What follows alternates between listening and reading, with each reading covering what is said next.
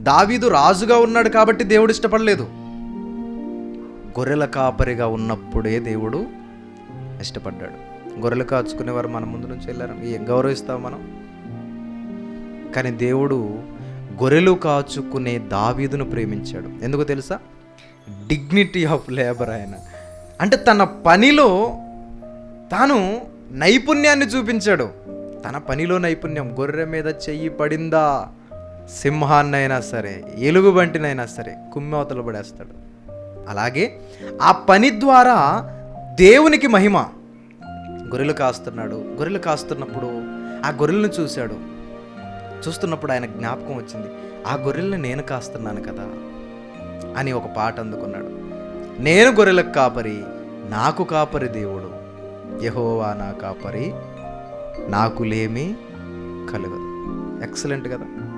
తన పనిలో దేవుణ్ణి మహింపరచడం. నీకు ఇచ్చిన తలాంతు, నీకు ఇచ్చిన టాలెంట్ ఏదైనా సరే, నీ వర్క్లో ఏదైనా సరే వర్క్ చేస్తున్నావా, ఆ వర్క్ను బట్టే దేవునికి ఘనత రావాలి.